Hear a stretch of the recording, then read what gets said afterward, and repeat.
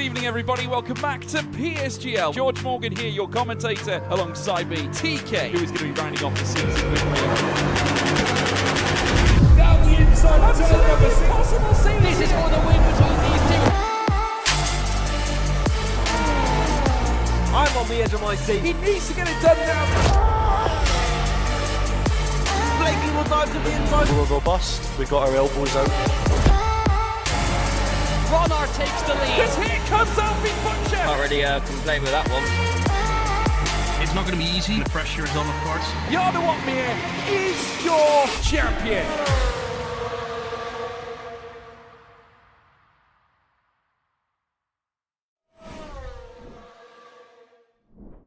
And here we are. Welcome everyone and a very good evening to PSGL PCF4, where tonight it's time for round 7, not on Bahrain, but we head out to the Losail International Circuit in Qatar. I'll be your host for tonight. My name is Sky, and as always, I'm joined by Max.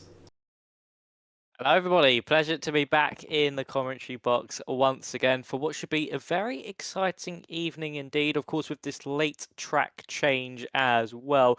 Was originally going to be Bahrain, but it's then, of course, with the glitches that happen around that circuit, we have changed to Qatar, the other Middle Eastern circuit on the calendar. But it should be a good one here this evening with a little bit short notice on the change. Could add that little bit extra chaos. And how are you on this Thursday evening? I'm doing pretty good. I'm very excited to get the second half of the season underway, and I'm so curious to see if Alexander Dimas can continue his fine form with 3 wins out of the first 6 races that he had this season. But I believe in terms of attendance from our top 5 in the standings, we've got some news to share, don't we, Max? Yes, we do. So the top 5 in the standings, talk about Alexander Dimas. He's the only one here this evening. So a brilliant opportunity to take a stronghold on this championship. 11 points currently separate him and Galendo. Makes it 3 wins in a row here this evening. The Dutchman, he can see himself be 2 race wins clear by the time we head to, I think it's Texas in 2 weeks' time. So it just shows that one moment where you're not attending the race where your championship rival is, it can have huge implications on the championship. Yeah, so with that you can see also the rest of the standings. Dimas currently 11 points ahead of Carlos Galindo, won't be here tonight. Same goes for Giovanni Kennis. He's on holiday, he's 30 points back. Then comes Paul Adolphs. He's also not here tonight. 31 points behind, 32 points behind. Igor Piasecki will also not be attending. And then number 6, 7, and 8, we will see Chan Akinci, Sami Simeone, who's our reserve driver, and Jensen Rolson, who's currently on 18 points. So for Dimas, a golden opportunity to make it 4 out of 7 and to move 27 with pole position, 28 points clear of Galindo. And then with 5 races to go, he will have a nice buffer for coming the rest of the season. So great opportunity for him. Pressure is on Dimas tonight. Max, what do you think he can do here? You know, with the form he's on, I expect at least a podium from him. I'm not going to lie. He is certainly in some fine form. The only driver so far this season to score a point at every single round, and is looking to carry on that streak. And of course, coming off 2 race wins as well here, Myth. He's got that momentum on his side. He did a brilliant race in Silverstone, a pole to flag, and then in Hungary, that brilliant defensive drive on that one stop, doing something different, which then gave him that race win as well. So here at Qatar, I mean, it's a completely different ball game, this circuit, different to both characteristics-wise, to both Silverstone and Hungary. So it should be an interesting one. But for Dimas, I think, A, there's a lot of pressure, and B, there is high expectations. There is for sure, and in the meantime we are quickly going to go over to the qualifying session, which has just started in Qatar. So track 5.4 kilometers long, 16 turns that we have in total. Just waiting for the game to appear. There we go, now it wishes to appear. Currently watching Jensen Ralston, who's leading the pack. We have 4 cars that left pit straight early. Now there's a bunch of 3 more cars coming out. The first one with Ralston, Laminen, I believe Cavero and Alessandro Finn are there. Dimas is still in pit lane. But yeah, track fairly short. We're gonna see laps in the 20s. Where exactly in the 20 I'll have to see. This is the first race for me, at least on the 25 game, so I'll see how fast these cars do go around. But it's a very technical track, and having the right setup to go around nicely is very key here, Max. It certainly is, of course, this circuit. A lot of high-speed corners and medium-speed corners, so you need that downforce, but then, of course, that long main straight and plenty other long straights on this circuit require a little bit of low downforce. So to get the setup right can be very much a tricky challenge. And that's where the best drivers do show themselves and how well they can get their car hooked up around a circuit like this. And it's a difficult circuit to master as well. Plenty of long corners. So there is plenty of time to find us. Jensen Ralston now takes us away, heading down that down the main straight. This will be the benchmark of the session. Yeah, there we go then, diving into that long first corner before sweeping through back to the left-hander. Take that curb nice on the inside and have a lot of exit curb on the exits too, which he does so nicely. Now we're going to head into the fast bit. A little bit of braking, a little bit of sliding there as well, but he seems to come around nicely. Oh, that's a massive slide, and some great car control from Ralston to make sure that car doesn't crash. But for quality lap time, I think that is done and dusted, because he's gonna lose a heap of time with that. Great save though. Yeah, that was a beautiful save from Jensen Ralston. Mr. Quick Hands, it seems, here in the Williams. And he just was soaring at that wheel to keep the car in play and also on the road. He is still pushing on, but this will surely just be for a banker. So I think the next car behind him could be Alexis Cavoro. Yes, it is. Currently heading up into that triple right-hander. So through the middle sector, split 56.4 from the Scuderia Ferrari man, as he's now heading through the triple right-hand before heading into the penultimate corner of turn 15. This corner should also be flat out in qualifying. A little bit wide on exit, going to affect his run into that final corner. Ralston a 20.2. Not too bad, knowing he had that huge slide. Alessandro Finn actually can't beat it. Here comes Cavoro to the line, and he now goes to the top of the times, but only just. So Ralston, even with that mistake, he's lap time holding up quite strongly. Yeah, that's actually very impressive. That shows there's more pace in that Williams car, but also shows that we're likely going to dive into the 119s here tonight. Sami Simeone sets the benchmark at a 20.1. Oleg Napadovsky actually goes quicker, 20.0. I'm now very curious to see what Dimas is doing. He's about a 10th quicker in the middle sector in comparison to the Ferraris, so should be going for a 20.1, maybe on par with Oleg. If he can nail that final sector nicely. Just has corner 16 to go the final corner of the track. Does so nicely. A lot of curve on the exit, just not getting track limits there, so nicely done by Dimas. And he comes across the line in 3rd place so far, 5 thousandths away from Sami Simeone. Just 2 more cars to go. Oscar Villacampa currently in sector 2. Nearing the end of that, and I believe, not sure if it was Galane who came across the line, but for now, Oscar, the last one out on track, and Giovanni Galiotto just starting his first run. Yep, so with Oscar Villacampa now heading through the triple hander into turn 15, down to 6th gear. He runs a little bit wide and does invalidate that lap time. Luckily, it's early on in the session, but that lap time will not count. He'll probably come to the line to get a delta. So I'll tell you what it could have been. It would have been a 20.619, so it would have put him at 13th fastest. So nothing too special over the course of lap 1. Galliato, what can he do in that first sector of 29.8 so far from the Aston Martin, as he now heads up through the technical parts of the middle sector. The first part of the middle sector, very technical. The end of it, very all about the downforce and the straight line speed, and that's really where you see those mixes of car setups come into play. A nice run out of turn at 10 there. What is this going to be in the middle sector split? A 56.7. So tracking around about where Thomas Laminen and Alexei Cavoro are. So let's see what the rest of the lap has in store for Giliato. Yeah, so it's getting a couple of tenths off of the top runners, so just a corner left to go. I think he'll be slotting in nicely around the times. I've got Chauk and the Chinchi. I think he'll slot in nicely in between. And he does so as well. So good predictions on that part.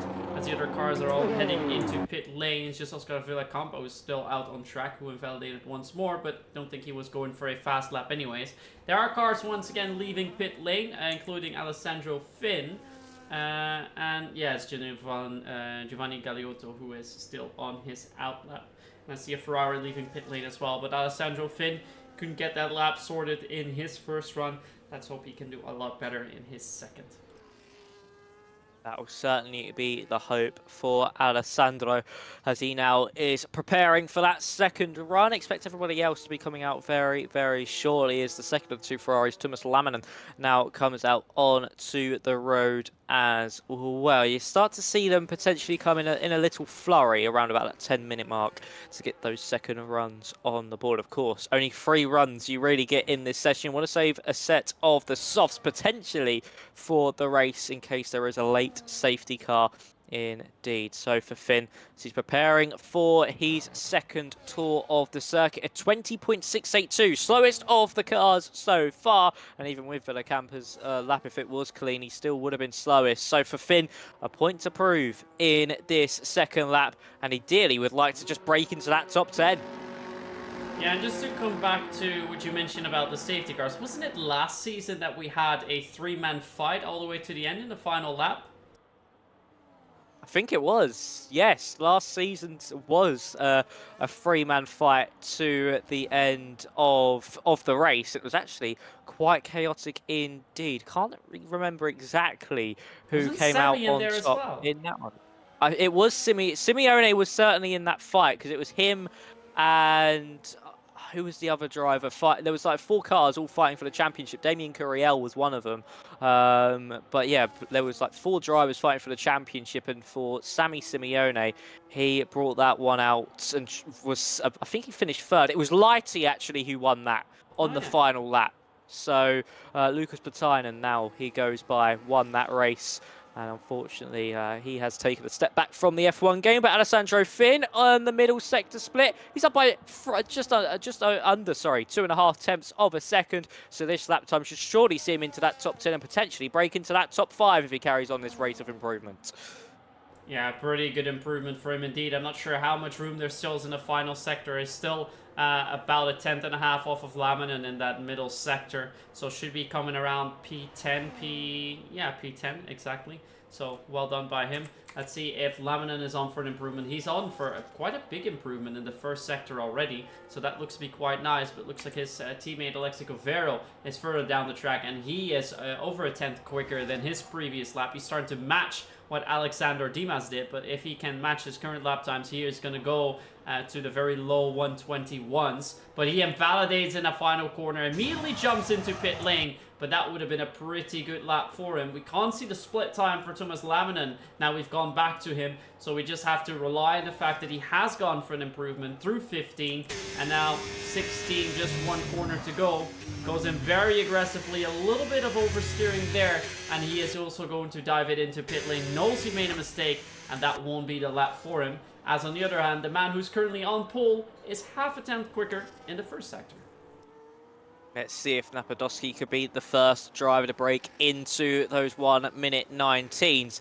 So he's currently heading up into that triple right-hander. I think Alexander Dimas is just a little bit further ahead of him, though. He's actually in turn 1. So Napadowski now up by a 10th in that first sector. So a 1:19 certainly possible, and Jensen Rosen gets it instead. A 19.903, and Napadowski needs even bigger improvements through this final sector if he wants to claw back that pole position at this midpoint of the qualifying session. Can the Mercedes driver snatch back what's been rightfully heated so far? DRS open, no, just misses out in this midpoint of qualifying, and Rosen to the top of the times once more. We saw this in Hungary here, Myth, where Rosen in that midpoint of qualifying seemed oh so strong, just couldn't they get across the line? Could today be the day he does? Yeah, Rosen's shown all the way throughout the season. Now, he is quite quick. He just hasn't managed to really convert into nice results, as he's currently 8 in the standings, I believe. And Dimas currently up 2 tenths on his own lap time. That would slot him nicely in between around the time of Oleg in P2, as Abdullah Bulaik has slotted in third place ahead of Sami Simeone, who invalidated earlier on in the lap. That is why we're here now with Dimas. Galanet will watch in a moment. Dimas across the line in P3, so does lose a little bit of time in that final sector. Galanet's up by half a tenth in that second sector, so it looks like he's had a massive final sector before, but he has sadly invalidated also, so we won't be seeing any lap coming out of him. Harlem Marquise has also invalidated. Sean Akinci is currently up by a little over a tenth. I think he'll be one to watch, Max, because he was quite a bit quicker than we saw Galanet do, and he is on a 20.1. Maybe Chan can match that.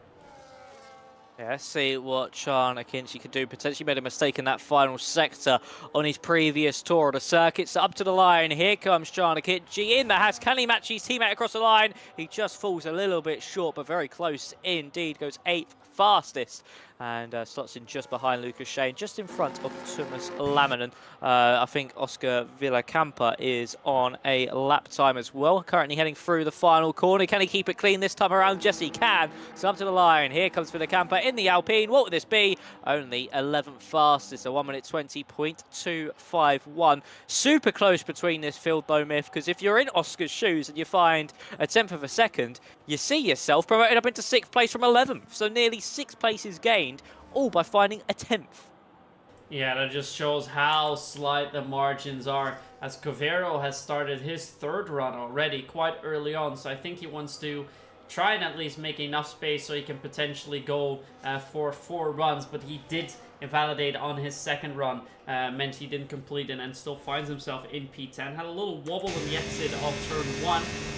So let's see if he is quicker in that first sector. This looks to be a lot tighter than the other corners were, and he's 8,000ths quicker compared to his own run. I wonder though if he thinks that is enough. His teammate Thomas Laminen is just ahead of him on the road, so we'll be keeping a close eye on him first as he's approaching the end of the second sector. Should be up by at least a tenth, if not a tenth and a half, if he wants to put himself in that fight for a top 5. And he is indeed a tenth and a half up. So a great run so far for Thomas Laminen. This would be a 20.0, good enough for a top 5 for now. But I think, Max, he will want to dive into... Oh, that is very wide. And that's an invalidation.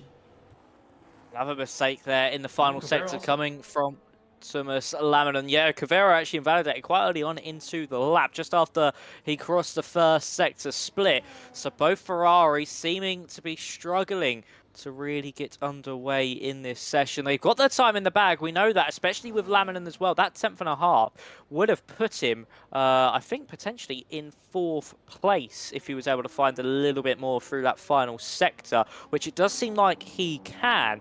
So for Laminen, just really disappointing at the moment as Lucas Shea, Alessandro Finn moving himself up into 7th place. 1 minute 20.178, only just behind Jeremy Galanet and just in front of Lucas Shea. So nicely done from Finn to move himself up into that top 7, but I think that potentially could be the Red Bull's qualifying session for the evening over, unless he can get that car back to the pit lane quickly and get back out again. But we're in that lull of the session, aren't we here, Myth, where everybody's just preparing for those final runs. They're getting ready, and they should be out within about a minute and about, I would say, 30 seconds to a minute. Yeah, it's going to be very, very tight for Alessandro Finn, so let's hope he can make it. I think he's definitely going to try, unless he finds out that it's not possible at all. I see a Haas leaving pit lane at the moment. Not sure if that is Galanet or Chan. It is Chan Akinci, so he will be starting the final runs out of the pack of 15. We're actually supposed to have 16 drivers tonight. Do you know who we're missing, Max? It was, I think it's Ryan Bakar. Yeah. A last minute switch from him. He can't actually make tonight. So we are having 15, which is unfortunate to say. We would have loved one more extra, but Ryan wasn't able to make it in the end. So 15 it is, Myth, here this evening.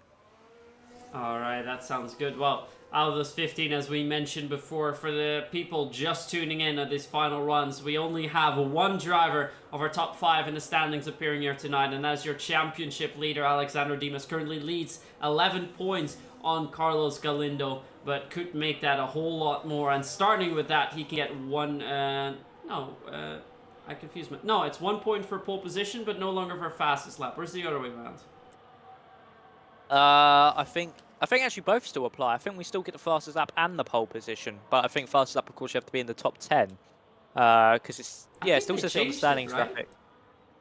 I don't. They changed it in real life, but I don't think they've changed it here in PSGL because we've still got the fastest lap point on the graphic. That's what I'm going off on the standings graphic, is that we still have the actual. Oh no, we don't. Don't mind me. There's still the fastest lap icon, but we don't actually have the point anymore. Okay. That's my mistake. So yeah, it is just for pole position in the race victory. So 17 points is what you can accumulate in an evening, not 18. All right, so with that, in the meantime, Chan has started his final run. That will be his third run in total. Let's see how he fares through. Oh, that's an invalidation, a very early invalidation. And now he actually has enough time to go for a second run, but I don't know if the tires and the ERS will be ready for that, but that is very unfortunate to get an invalidation at such a late point in the session. Giovanni Galeotto's on, but I believe his teammate Sammy Simeone is further ahead. He's now at the end of the first sector. He is up by 68 thousandths of a second. Jensen Rausen, we're just seeing his previous lap times. Let's see how much quicker he is in the first sector. He's up by a 10th. So that shows that Rausen had a massive middle sector before, and the first sector now quicker as well. Then Oleg, he is approaching the first sector mark as well. Let's see if he's going to be in with a fight, and then we're going to move over to Simeone, and Oleg is also a 10th up, so we're definitely going to see some improvements all the way throughout the board as Simeone is up by a 10th and a half. This would be enough to dive into the 19s, but not enough for a pole position, at least for now, unless he can improve a lot in that final sector. He's going to come across the line, and Chinchi has indeed retired from the session. Simeone comes across the line, and he goes second fastest, just missing out by 16 thousandths of a second.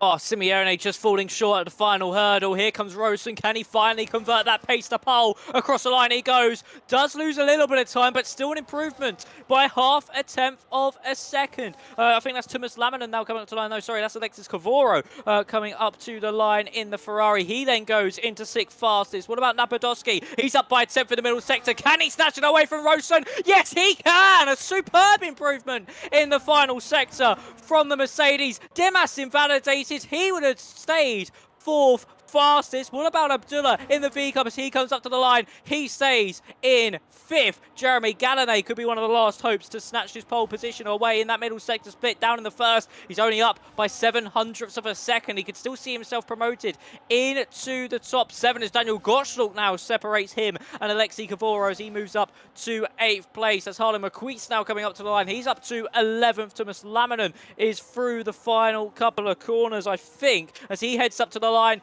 Doesn't improve on his lap, so all eyes turn to Jeremy Gallonay, a star in qualifying, but unfortunately can't find that pole position. And for the Mercedes of Oleg Napadowski, a dream start here under the lights in Qatar. He takes pole position, and that was a superb final sector to brutally snatch it away from Jensen Rosen. Yeah, and I thought we were going to stay in the 20s, but the drivers were having none of that today. And a 119.7, that is absolutely crazy. And a great run by Oleg Napadowski. Jensen Rausen will join him on that first row, though. And for Dimas, sadly, he's going to be dropping back a little bit. I think he finished in P6 now with that late run from Gallonay. So that invalidation could have some consequences later on for the race. Let's hope we still have a little bit of a view of the results. But I think we're immediately to the race indeed. So I'll quickly just talk at the comms corner before we're going to make the switch again. Couldn't get an extra look on that. But we do know we have Napadowski on pole with Rausen joining him on front row. Yeah, Napadowski, a brilliant lap time there in the dying embers. And on row 2 is Simeone and Alexander Dimas. So Dimas starting in 4th. Still a good chunk of points for the championship if he even finishes there, because that still would be 8 points over Galindo, and that would certainly put him over that one race win needed and give him a comfortable safety net. I think that could be the real talking point of this evening. If Dimas is able to score a top 4 or a top 5 finish, he's got that safety net, he's got that bubble in case he does miss a race, that he can somewhat afford it and still be in that championship lead. Of course, it won't be optimal, but he'll still keep that championship lead. And for Dimas, that's a very, very crucial net and safety net for his championship pictures going forward and taking this title at the end of the season. And the good thing for him is Galindo is his real competitor, because the man in third, Giovanni Kennis, is already 30 points away, so he could put a nice, almost 3 race buffer in that. But we're going to go over to the race with 3, 4, and 5 red lights. And away we go here in Qatar with a good start on the outside for Oleg Napadovsky. Stays ahead of Rausen for the time being. A great start from Dimas on the inside, who already finds himself squabbling with Sammy Simeone. Now diving onto the inside. Has to yield just a little bit, but slots in nicely in P3. Great start from him. Cavero fighting with Lucas Shea tooth and nail for P7. It looks like he's got it. It's on the inside of that kick Sauber, and he will stay ahead of it, being on the inside for the next corner as well. So good work by him. Let's see if we can find out what the position changes are. So Dimas has gained 1. He did start in P4. Cavero's gained 1. Harlem Marquis gained 1. Laminin and Galeotto gained 2 positions. Alessandro Finn dropped 3. Charles Akinci dropped 2. And the other drops are for Lucas Shea and Sammy Simeone. Well, there was a little bit of contact in the background there between Galeotto and also Thomas Laminin, and that saw the Aston Martin into a half spin. Luckily, I think everybody was just able to avoid behind. It was Villa Camper who really got held up the most in that, dropping down to 15th place. But a dream start for Alexander Dimas at the top of the field, and same for Napadovsky as well, holding on to that pole position. But for Dimas, getting rid of Sammy Simeone early, as we head down into the final corner of the first lap of the evening. That's exactly what he needed to do. Next on the list will be Jensen Rosen, but plenty of time still to go. Of course, the 1 DRS straight makes it a little bit more difficult to overtake, and I certainly think in this first stint of the race here, Myth, it's certainly just going to be a game of chess, and drivers just sitting in that DRS train waiting for their opportunity to pounce.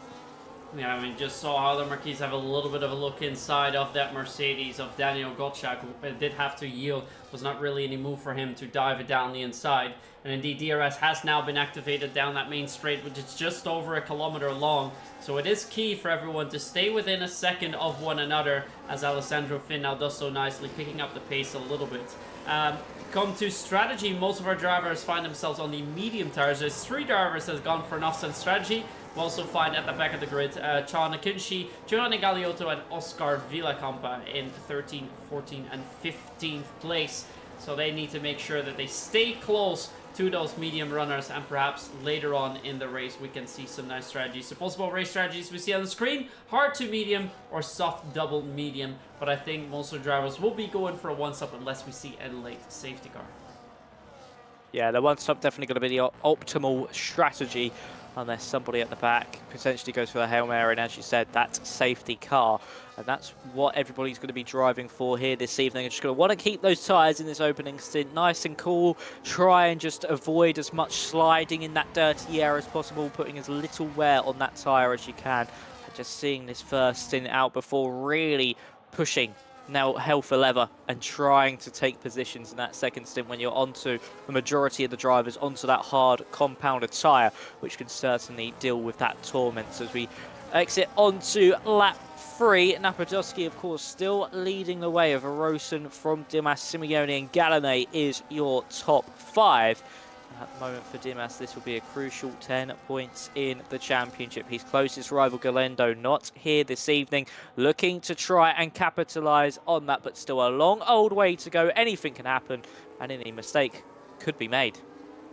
And so far, all drivers but one are in that DRS train. Oscar Villacampa has lost his closing with that now 1.6 seconds, so it's going to be hard to get back into that. And on that main straight, you're going to lose at least 4 tenths, if not more. So that is going to be quite deadly for him. As we're watching Lucas Shea, he was very close to Cavero at the start of this third lap. So we're going to see if he is being able to put a dent in that gap and try and go for an overtake now as we head towards the final corner.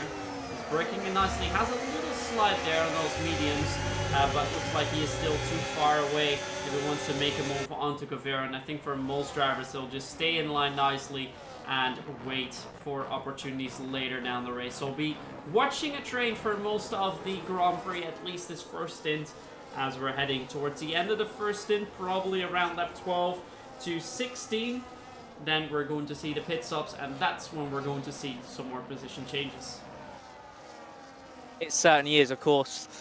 It's very difficult to follow with this dirty air on F125, and especially in those mid to high speed corners, which Qatar does have a lot of. You're going to see a lot of the drivers just understeering completely wide from the apex as they slowly start to adapt to a rhythm and try and push up to the cars in front. So for the likes of Shea, Cavoro, Bulak, and also Gallanet, they're going to be really struggling with that front end as they try and push on further up the field. So it really is just that strategic game, a bit more like a peloton, really, where you're just using your tyres, you're using up your battery and your fuel at certain points around the circuit. You're doing it in different bursts to the rest of the field to try and capitalise on a moment of weakness. And if you're able to capitalise on it, that's an extra position gained, and you keep doing that for the remainder of this opening stint, and even in the final stint till the final couple of laps. So you're just constantly trying to mentally challenge everybody else more than physically with your car challenge somebody, and just maybe force them to push that little bit too early, use up their tyres, and then you pounce on that situation as soon as you can. Yeah, the tire managing and saving definitely more key to this game in comparison to F124, meaning that's a lot more attractive to watch the race as well, because you can go for those alternative strategies, and the drivers do have more of an impact on the race with a great strategy. In the meantime, Oscar Villacampa has dropped down over 4 seconds. It shows that he can't keep up with that queue. And another thing that we have to watch out for tonight, Max, are the track limits. We saw Gallanet go out of his way in turn 15, completely missing the exit there, going off the track, back on the track, not losing too much time, but definitely getting a warning for exceeding track limits. If you get 3, you get 3 seconds, and that will surely hamper you in that fight for a podium place. So Gallanet really needs to watch out for those, especially if they're getting one so early on in the race. But also for the other drivers, very easy to make that mistake here, because if you just go a little bit too wide, you already have a track limit, and then you have 2 more mistakes. Well, one more mistake that you can make, because the third one is crucial. It certainly is. Of course, we saw it in qualifying, how many drivers were invalidating their laps, and it really did play a big part, and that can be a huge factor into this race, especially if the field stays as close as it is now. We could see drivers from 5th or 6th drop down out of the points with a 3-second time penalty. So it will be constantly changing, and drivers will just be focusing, and of course with that dirty air it makes things a little bit more difficult to keep the car within play, and as the tyres start to wear, you get the front end not biting as much, the rear of the car wants to step round on you. So you really are just fighting everything, and you've got to keep your eyes everywhere on the car, especially on the front end of the car. You've got to constantly be looking around to see where those tyres are, how close to the track limits you're going to be on corner exit. And it's all just about anticipation, really. You've got to anticipate what the car's going to do. You can't really react to it. You've got to know exactly how the car's going to handle. So with the track limits, it can play a huge factor here tonight, and I think overall it's certainly one that's going to be one off strategy, not really pure pace alone, because this circuit undercut could be very, very powerful indeed. If you time it right, like a Rosen or a Dimas, you can certainly see yourself potentially break that DRS by the time the other driver comes out of pit lane.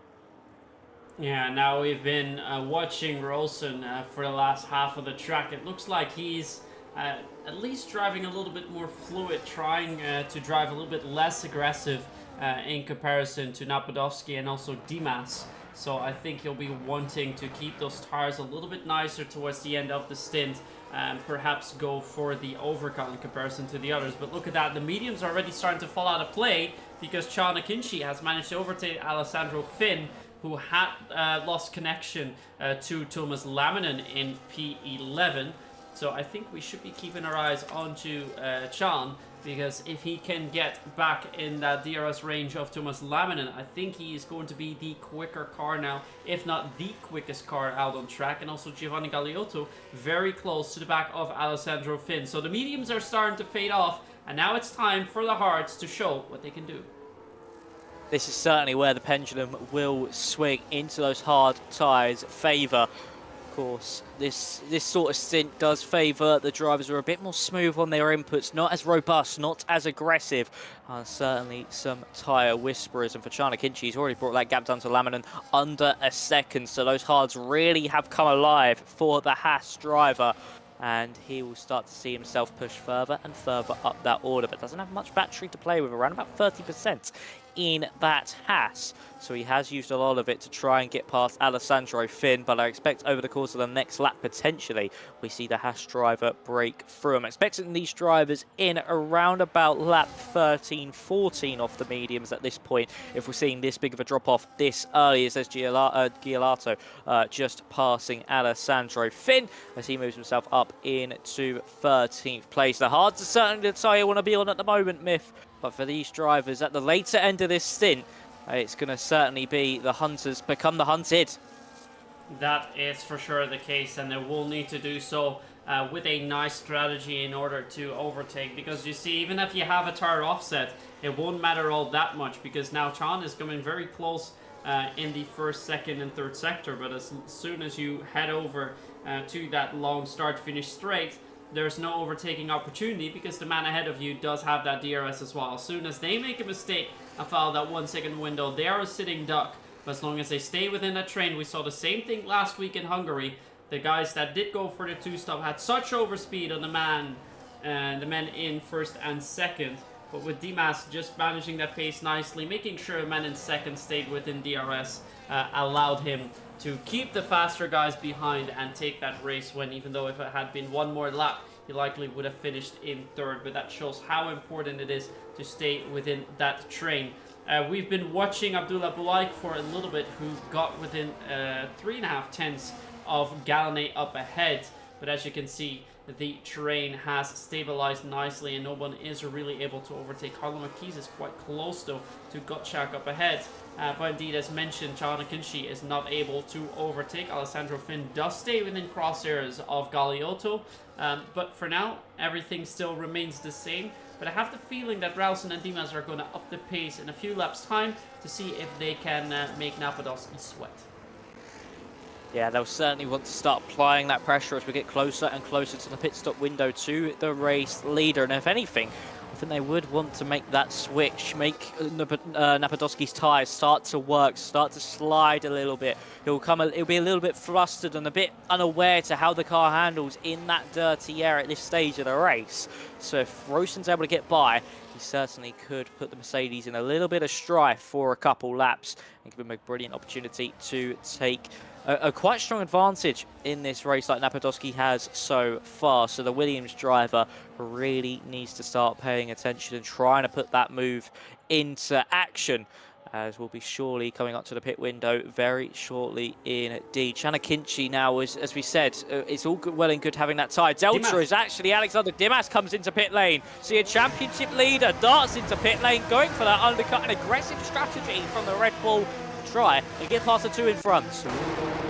Very aggressive strategy indeed, and a very early pit stop. So I think he wants to make it work with the undercut and try to rely on that DRS game towards the end of the race, just like he did in Hungary. But with the straight now being a little bit longer than in Hungary, I wonder if that strategy is going to pan out well, or if he is going to struggle to keep everyone behind him nicely. Looks like, apart from Dimas, Bulaik and Shea have gone for it as well. Same goes for Alessandro Finn, as we have a yellow in the first sector. I think it was Galiotto who's just made a slight step out side of the track there.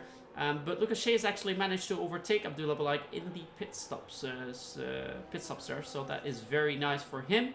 But we are going to continue to go back to the front of the field, because now the big question is, will the top runners respond to Dimas's early pit stop, or will they stay out? That is going to be the huge question now. Do they now dart into pit lane? It does seem that Napadovsky has used up quite a bit of his battery, so I would say expect that Mercedes driver in, and if he comes in, Rosen will definitely try and follow him. And Napadovsky out the final corner hasn't come into pit lane. Rosen not going to go for that undercut either. Simeone and Galanay also two more drivers staying out. Cavoro into pit lane. this is really key moments for this race. The longer these guys stay out, the better the tyre deficit. Of course, high tyre deg around a circuit like Qatar, so 2 laps could be a huge world of difference in terms of tyre wear and tyre performance. So for Rosen and Napadovsky, they're going to try and hold this one out for as long as possible and then just try and hunt down Alexander Dimas. And if they're the guys that are going to be right behind him by the time they come out of pit lane, they'll surely have a brilliant opportunity to get that move done. Because as you mentioned a little bit earlier on, Myth, that DRS straight here at Qatar, super long indeed, and it does make for an easy overtake on someone without that DRS. Yeah, Lucas Shea just staying ahead of Abdullah Bulaik there, and we saw Covero come out of the pits straight just behind that pack, so we'll need to make sure he stays close to them and follows up nicely. Shea is actually 3.2 seconds behind Alexander Dimas, who's quite a bit quicker than the man ahead, Oscar Villacampa. But that doesn't say too much as he is 11 seconds down on everyone else in the field. I wonder how long Napadovsky, Rausen, Samioni as well are going to wait to make that pit stop, because it's still very early on in the race, and I think some of them were not expecting this. Oleg does come in now. Rosen and Simeone stay out, but your race leader is diving into pit straight, and I think Max is going to come out behind Alexander Dimas. I think so too. Those hard tyres, especially the fresher ones, seeming to be certainly the quicker tyre at this stage. And now for Napadovsky as he's heading down that pit lane. Dimas has just exited out of the final corner. You can see from the Mercedes POV on the track cam, you can see Dimas just making his way down into turn 1. It's going to be close between the pair, actually. Is Dimas actually going to be able to pull this one off, or has Napadovsky timed it right? There's contact between the pair. Dimas gets damaged, and that's a half slide. And for the Red Bull, maybe just a little bit too opportunistic, trying to swoop it round the outside of the car on colder tyres. And for Dimas, the championship leader, it's disaster here in Qatar and in the Middle Eastern race. He has got some front right wing end plate damage, and he's going to be hemorrhaging time all throughout the lap. Yeah, that is going to be also crucial for the rest of his race, and that's definitely going to help the championship fight. But I think Dimas will have something to say about that, because I think it felt for him as if Napadovsky was blocking him a little bit. But this has also shown that going for that early pit stop really hasn't worked out all that well. I was expecting Dimas to come out quite far ahead of Napadovsky, but the gap, I think he's only gained about 3/10, and now Rausen and Simeone have come in as well. I think they decided now it's key to go in, but I think Oleg has also lost a little bit of time in that fight with Dimas, so that might open up a window for Rausen and Simeone to come out ahead of Oleg. But we're going to see that now as he approaches start-finish straight. Dimas has done nice to keep within that DRS window. That is going to help him at least for now, but it's not going to be easy to stay inside of that window all throughout the race. So here we go then. On the exit, they're now exiting pit lane, but they're actually going to come out quite far ahead of them. So it was Napadovsky who took that moment, the right call, just enough, just before those tires start to drop off too much, and just early enough so that Dimas could not overtake him. Rausen's now 1.1 second behind, but he will be within DRS window come the end of this lap. There's still 3 men out on track. Those are your hard runners. But for the mediums, I still say, Max, it's a very, very early pit stop. It would be. I would expect the drivers on those mediums in around about lap... on the hards currently for the mediums, on around about lap 17 to 18 probably at that stage of the race. That's when we saw Jensen Ralston and also Napadovsky come into pit lanes. There's a little scrap further back between Gallané and Cavoro, and Gallané just holds firm against the Ferrari as he holds on to that 10th place currently on the road. As Oscar Villacampa, his race is going from bad to worse. He's now actually nearly being overtaken by Oleg Napadovsky. Of course, the Alpine got some early damage in this race, a bit like Alexander Dimas has got now. And unfortunately, he's seen himself struggle more and more as this race continues. I think, though, where the damage is on Dimas's car is on the right-hand side of the car. A lot of these corners are right-handed corners, so there's not as much load getting onto that right-hand side of the front wing. So he could be all right when it comes to downforce. There might be a few corners, especially the likes of turn 10, where the car may feel a bit sketchy under the load. But other than that, most of these corners being right-handed is actually in the favour of Dimas's wing damage. So I think he's actually caught a little bit of luck thanks to that here, Myth. Well, it does seem like towards the end of the lap, he loses quite a bit of time. The gap to Napadovsky was 9/10 there, and it's already dropped out to 8. I think at some point, if Oleg plays this nicely, he can pull away from Dimas, and then Dimas will be a sitting duck on the main straight with Rausen and Simeone just behind him. So let's see if he is going to be able to pull that gap, or if Dimas has enough battery to keep within that 1 second. And Oscar has indeed gone for the pit stop, so he's now out on fresh mediums.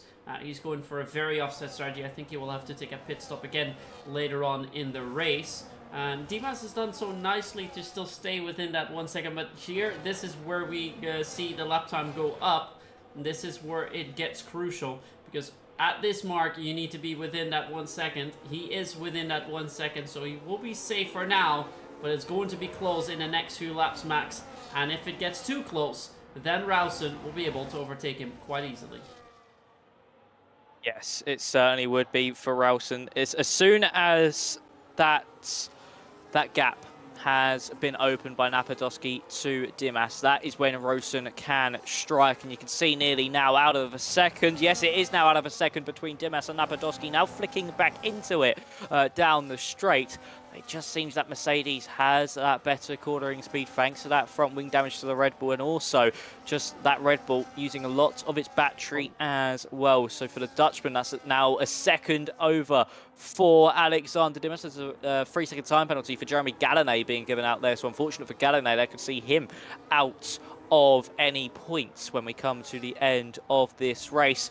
But as Napadovsky extends that gap more and more, Rausen is looking very feisty in the wings of the Dutchman, and he could see himself by down that main straight this time around. Yeah, and this is a key moment for Rausen. He has to get past Dimas as quickly as possible. He's now held up in that sector, and look how much Oleg is gaining. The gap now 1.8 seconds. Dimas lost well over a second in this lap. But I wonder what he is going to do here. If he's going to... Well, what can he do, really? He's got that front wing end plate damage. He's going to see Rausen overtake him. Oleg set the fastest lap time. He could potentially even lose 2 positions here if Simeone decides to go for it as well. And Simeone does dive into the inside, but has to abort it as Dimas defends that nicely. So that will at least mean for Simeone it will take a little bit longer before he can go for the overtakes. And now for Rausen, he can continue his hunt back onto Napadovsky, but he has disappeared, sun into the wind. It's now 2.2 seconds to him, and this is looking great for Napadovsky if he wants to get his first race win of the season.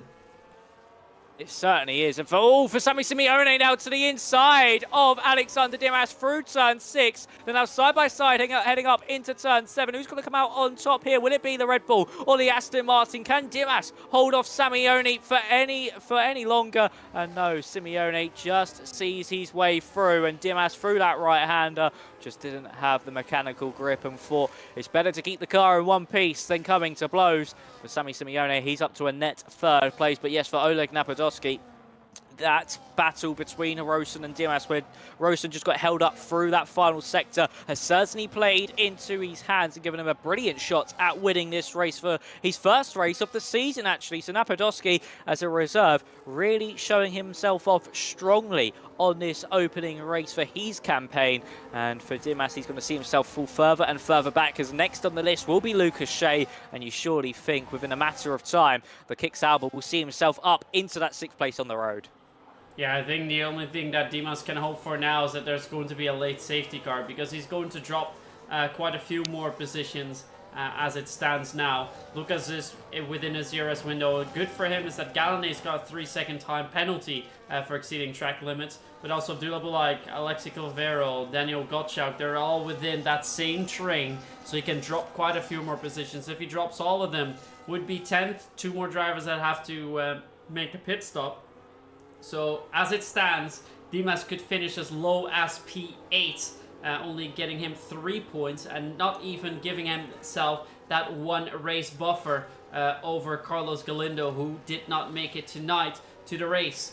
On the other hand, we still have to see how Can Akinshi's and Giovanni Galiotto's strategy is going to come into play, and I think especially Can might be able to make something work come to the end of this race. In the meantime, Rausen is a little bit quicker than Napadovsky. He's gained about 2/10 as Çanakkale has come in, and Abdullah Bulaik has also gotten a 3-second time penalty now, which further helps Dimas. Do not get anything wrong, Dimas is still a net P4 in the race, but he's lost quite a bit because of that front wing and play damage.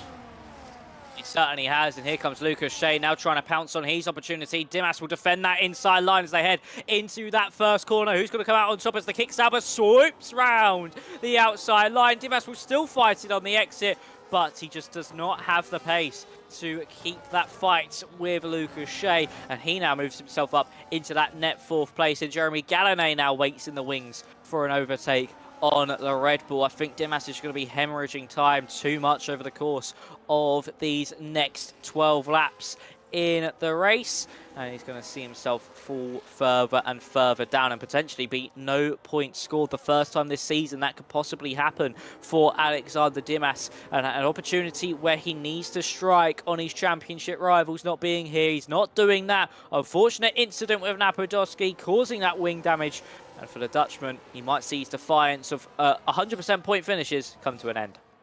Yeah, the only good thing that he has out of these 6 drivers behind him, 4 of them have gone 3-second time penalties for track limits. But we can already see that Çanakkale is gaining heaps of time onto Thomas Laminen up ahead, already gained about 2 seconds throughout that one lap. So I think he'll be at the back of that Ferrari very, very quickly. And as soon as he does, he is going to mount a charge onto all of these drivers in that train.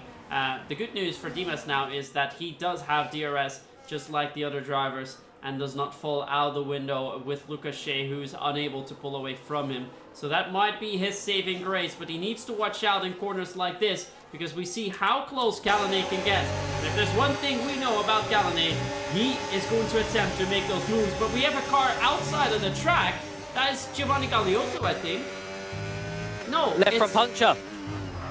It is Galeotto. He's got a left front puncture.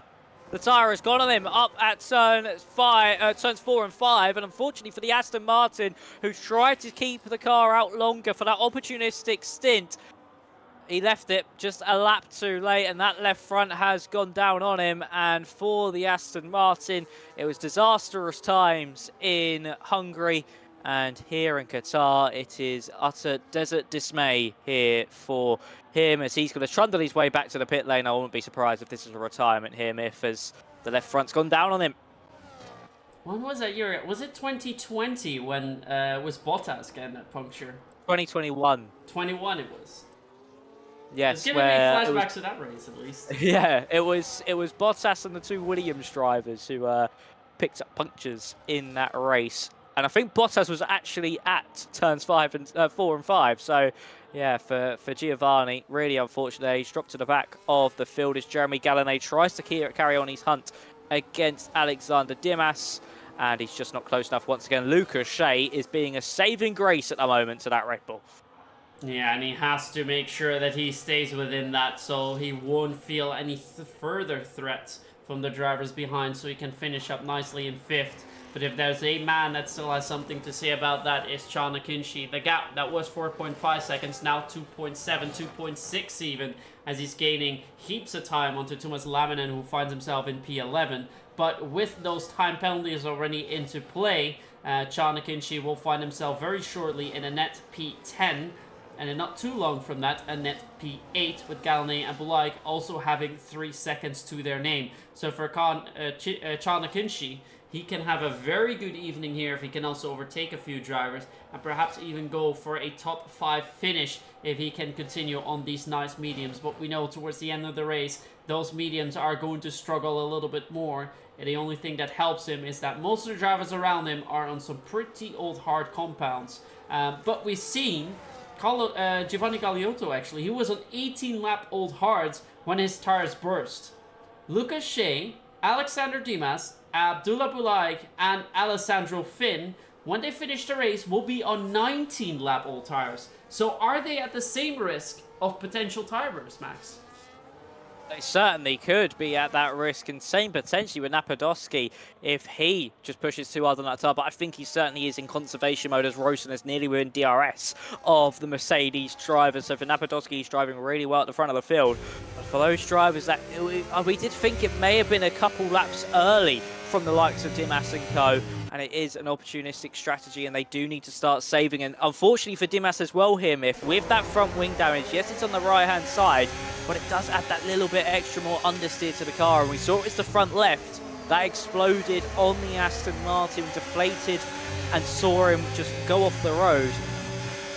The man in the real dire situation here is going to be the Dutchman of Dimas. He's going to be really struggling with that front end to get the car turned in. More wear is going to be put on that tyre, and we could see him unfortunately pick up that puncture, but only time will tell as this race continues, as Giovanni does come into pit lane to retire. Unfortunate to see, and yeah, his race after that puncture was just really going to go nowhere. And in the meantime, towards the back of this train, we find Charles Akinci, who is cut down that gap in the last lap. That was 2 seconds. He's now down to about 2/10, but is he going to be able to go for an overtake? He will have to do so quickly. We see Thomas Laminen up ahead using quite a bit of ERS. He wants to overtake the McLaren of Harlan Marquez, but if Chan plays this nicely, he can let the 2 cars ahead fight and then just swoop past them. Can he do this nicely? Because they're going to fight again in turn 2. Now take a nice inside line, and then with more exit speed, Charles Akinci is suddenly in that fight. He can't go to the inside. We almost have 3 drivers going all for the same. He dives into the inside, and there's no space whatsoever there as 2 cars do go off track here. But that was a move that was never going to stick for Charles Akinci, and if that gets protested, that is a slam dunk penalty for the Haas driver. It certainly is. That was just too aggressive and potentially just panicked trying to get through the rest of the field, and just saw the opportunity and saw the door on the inside, but just did not think about the move. As Gottschalk and Cavora go side by side through turn 10, and the Mercedes able to pick off the Ferrari, move himself up into 8th place. And when all of that was going on, Jeremy Gallinet got the move done into turn 2 on Alexander Dimas. I saw a lunge to the inside from the Haas, and the Red Bull unfortunately had to let him through, and Dimas now down into 6th place, and he's now going to be under pressure from Abdullah Bulak behind him. So the V-Carb will be trying to get that move done now on the Dutch. But you can see a much better run out of the final corner for Abdullah as he now heads down that main straight. He's going to be in that DRS. He's going to be using the slipstream and the ERSs. There goes Gallinet to the inside of Lucas Shea. Is he going to be able to make two moves in 2 laps? Up into 4th place goes Gallinet. He's got that 3-second time penalty, but he has some superb pace at the moment. And that 3-lap tyre difference seeming like it is playing a huge factor at this current stage here, Myth. Yeah, and in the meantime, we see Thomas Laminen dive into pit lane. He's gone for soft, so he wants to make sure that his strategy won't come into any danger, and that he won't get any tire burst. Quite a few drivers are at risk of that, of course. It's sad to see that Charles Akinci, with that, well, too aggressive lunge, I would say, overconfident lunge, has put a big dent into his race, where he could potentially go for P5 or P6. Now he will be struggling for points. The only good news is that 3 drivers ahead of him have time penalties, although Gallinet might be able to put a big enough gap in between him and the other drivers, so he will stay outside of that risk. As Gallinet has picked up another time penalty, so a third out of the window, Gallinet will be behind Charles Akinci as per net race times, as he's trying to stay well, get more than a second ahead of Lucas Shea, but for now is not managing to do so. In the meantime, Abdullah Bulak also gets another 3 seconds. But while all of that was going on, it's already 2 laps ago, as we see Thomas Laminen make a little bit of a mistake. We will likely retire soon too.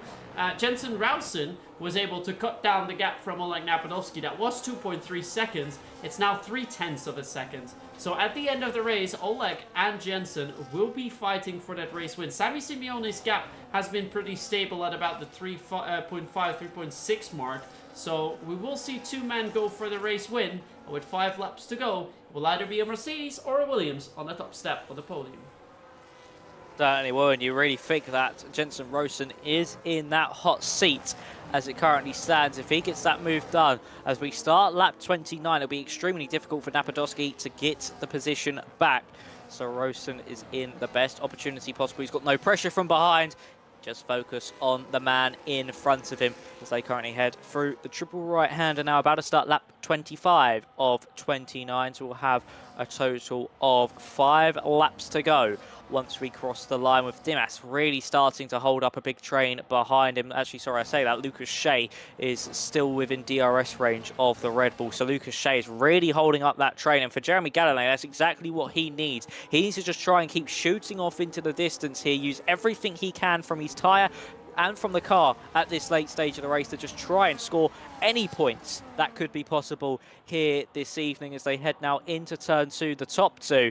And for Jensen Rosen, he's doing really well to keep this one all tucked up behind Napadowski, who does have that battery advantage. As for Lucas Shea, he has become a little bit of a truddy train as it currently stands. But with those tyres on the verge of puncturing, it wouldn't be surprise me if that Kick Sauber is certainly starting to manage his wear. Yeah, and that's something that can either be the demise or the saving grace of Alexander Dimas. He can stay within that 1 second so far of Lucas Shea. As long as he does, and he can keep that gap close enough at the end of turn 16, might be able to go for an overtake and finish the race in P5 and just limiting the damage that has been dealt to his car and to his championship gap that he's looking to increase here tonight, with second, third, fourth and fifth in the standing all being absent, as Rausen has now gone really close to the back of Oleg Napadovsky, and I think Rausen might go for an overtake just here and now. He's got that 1 lap offset on the tires. That is good for him.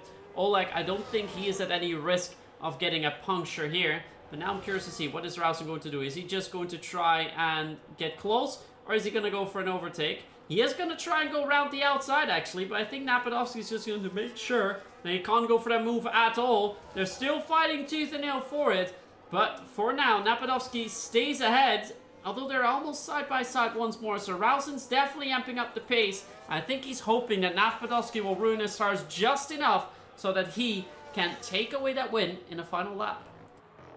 Yeah, but the only issue with this here for Rausen is he's going to be using up that battery that he needs to be saving at this stage of the race. Don't go for it now.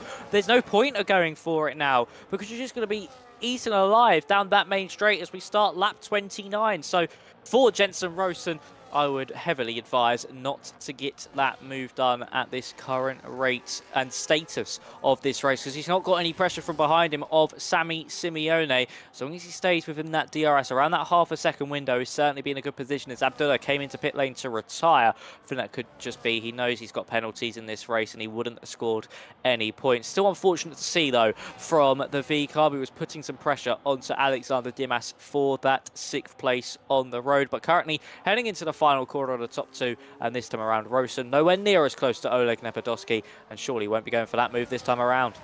Now, but that's another thing that he needs to watch out for as well. If he fights too much in the early stages, he's going to allow Sammy Simeone to come closer. The gap was 3.5 seconds. They're fighting quite heavily for that race lead, and now the gap has been cut down to 2 seconds. So if they fight just a little bit more towards the end, just before the final lap of the race, then suddenly you're going to have a 3-way fight instead of just Napadovsky and Rausen fighting for it.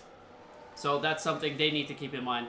Gallinay, in the meantime, is able to get nice gaps over Lucas Shea. So if he can continue his pace and get 6 seconds between them, he will still finish the race in P4. So a great opportunity for Gallinay to still pick up some nice points here, despite having 6 seconds in total for exceeding track limits. Alexander Dimas still within 0.8 of Lucas Shea up ahead. I think it'll be very tough for him to overtake Lucas Shea in that final lap. So the only thing he really needs to do is try and stay close to them and hope he can finish in P6. Yeah, that is really going to be Dimas's hope, but he also needs to hope that those tyres do not delaminate and do not deflate in this late stage of the race. Of course, we saw for Giovanni, his tyres blew at 18 laps. Dimas on that final lap will be on 19 lap old tyres, and it really is going to be a guessing game on when the tyres do blow. But here comes Jensen Rosen once again on Oleg Napadovsky. Sammy Simeone is starting to gain at a rate of knots, getting about half a second on that previous tour. He certainly could be within striking distance by the end of this lap. As they head down into turn 1, Jensen Rosen just sitting behind Napadovsky with Alexander Dimas still in that 6th place. These are still some very crucial points for his championship. Still some very crucial points indeed, because with a P6, it will be around that 1 race lead mark that he will have over Carlos Galindo, who we will likely see again in 2 weeks. Next week, of course, we have our break week before heading over to Texas.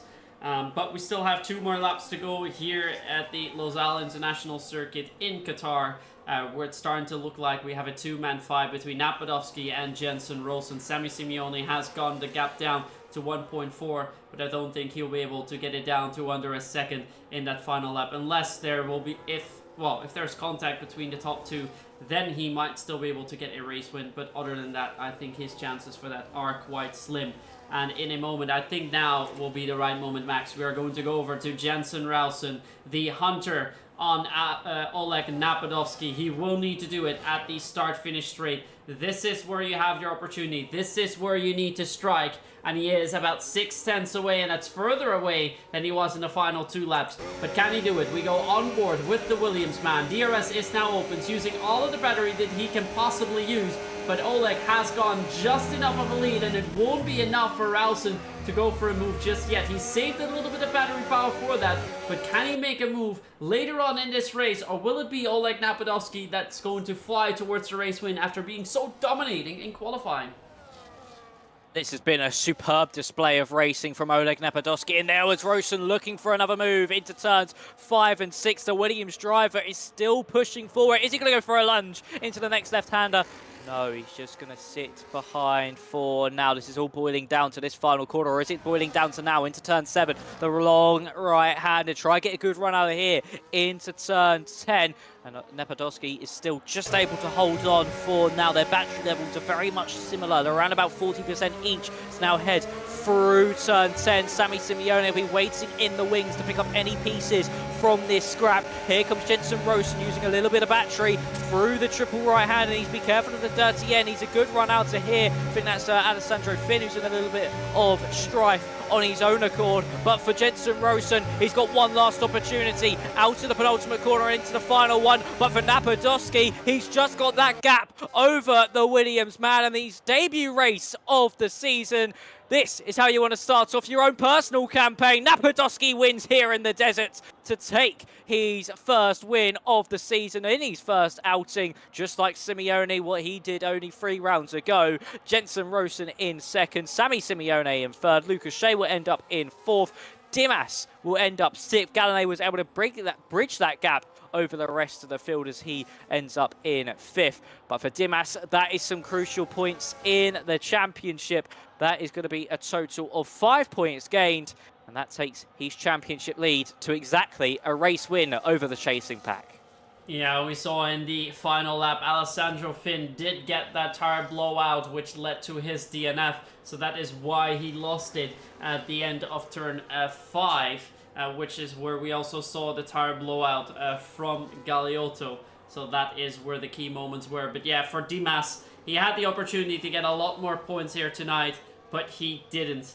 As for John Akinci, the same thing. He could have gotten a lot more points, but that aggressive move cost him. For all the other drivers, stellar results there. Sami Simeone actually still got within 3/10 of Rosen up ahead.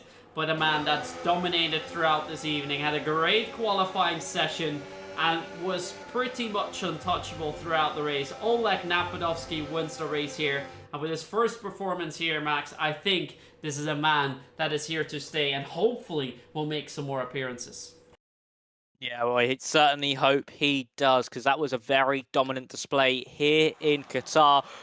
Dominant in qualifying, and then held on to that pressure in the race. With all that pressure lying on in that final lap, with Rosen trying everything he could, he did not falter one bit. That's exactly what he needed to do. And, of course, only being a reserve driver, he might make appearances here and there. But that then actually promotes him up into joint. No, it will be 12th in the standings. I thought it was going to be joint 11th with Kavora, but he did score some points. So it will be 12th in the standings for Napodowski. And he's not too far off the rest of the field in front, all the way up to 4th place. So if he is a constant feature here, Myth, Napodowski, a reserve, could be talking about a potential top 5 or 6 finish in the standings. Yeah, it's a very impressive way to come in here. But we have another man on the podium, actually, who is a reserve driver, Sami Simeone, who is already quite far up the standings, and he's going to solidify that position, I think, in the top 5. I'll just have to take a quick peek. on the standings as they were before this race. He was 7th in the standings, 24 points. He's going to be picking up a nice 10 points with that result. Will be 1 point off of Igor Piasecki, so he will be P6 in the standings as he will leapfrog Chana Kinshi, who's only picking up 3 points here tonight. So great result for him. Jensen Ralston, who was behind him, is going to get a few more points, but he will be on 30 points, so just 1 ahead of Chana Kinshi. Dimas is only going to get 5 points, so that will put him 16 ahead of Carlos Galindo. Was hoping to get a whole lot more, because last race we had both of the drivers competing, but he gained 4 points over Galindo, and tonight he was not there and he's gained 5 points. So definitely was hoping for more, but could not all get that. Did we have any more reserve drivers coming out tonight? Oscar Villacamp, of course, did, but he did not get any points, sadly. Harlan Marquise, but he's gone. No, actually, I see Oleg is now classified as a Mercedes driver, so I think he's taken over the spot from someone, just as Harlan Marquise did, Max. So he's made his first appearance here tonight, but has done it as a permanent race seat, as we saw T.S. Korsman leave. I think that's the case. Ah, yes. Now I actually see that in the standings. So I must have just got the confused there with Villacampa being a reserve and not being able to connect the name to the team properly. But for Napadowski, that's exactly how he would want to start his full-time season here. And if Dimas has more races like that, could certainly bring the fight to your championship leader if he can keep pulling off performances like that. But yes, also for Dimas, that would be a very disappointing evening for himself. Of course, got that wing damage, not much he could have done.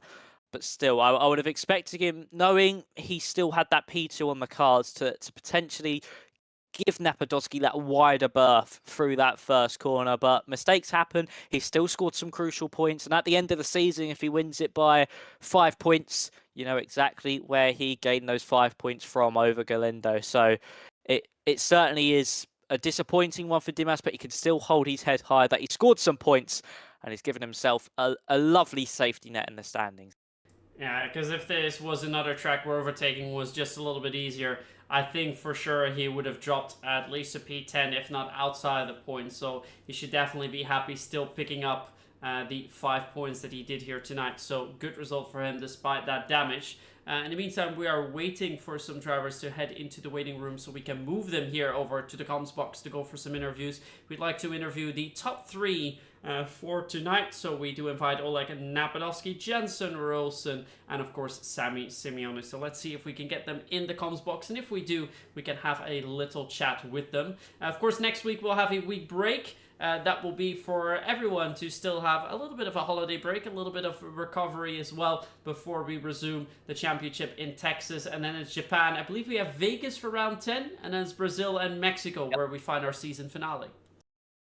Yep, it will be Vegas round 10, and it's a bit of an interesting one having Mexico as the last race of the season. Usually it's either the penultimate one or you see it quite early on in the season. So, yeah, very much got to be looking forward to that one. And we do have Jensen Rosen looking for an interview, Myth. So, shall we elect to bring him in, the man second place who just narrowly missed out on that race victory? Let's go for that indeed. So here we go then, moving on to the interviews for tonight. The man that ended second in the race here in Qatar. He was 8th in the standings, and with the points that he picks up tonight, he is going to move up a position. Yeah, just 1 position, but at least positioning himself in to at least put himself up more within that top 5 in the standings. Jensen, welcome to the interview box. Hello. All right.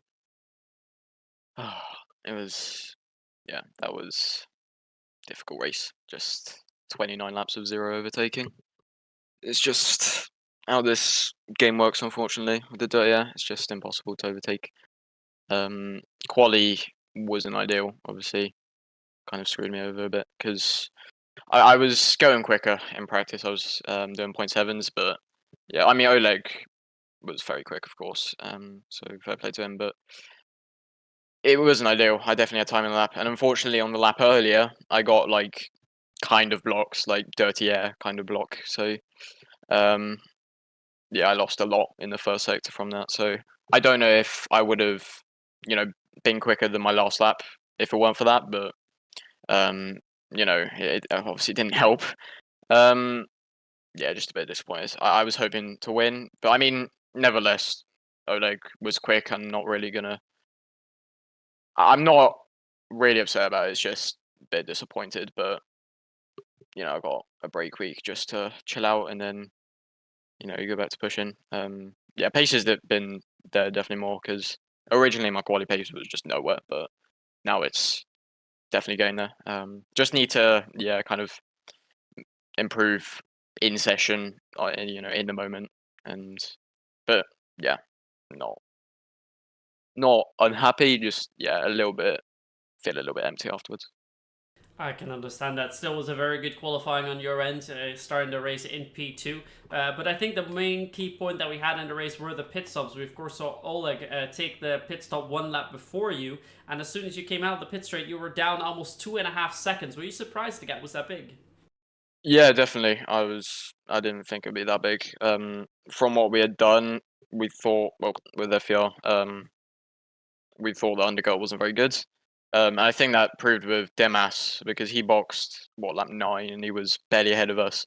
But I think, it was just I think I had burned through my mediums a bit too much. And the in lap wasn't brilliant. I mean, it was all right to be fair, but 2.5 seconds was pretty surprising. I think, it's difficult to judge, but I think probably the main factor was just killed my tires too early, and then just couldn't really,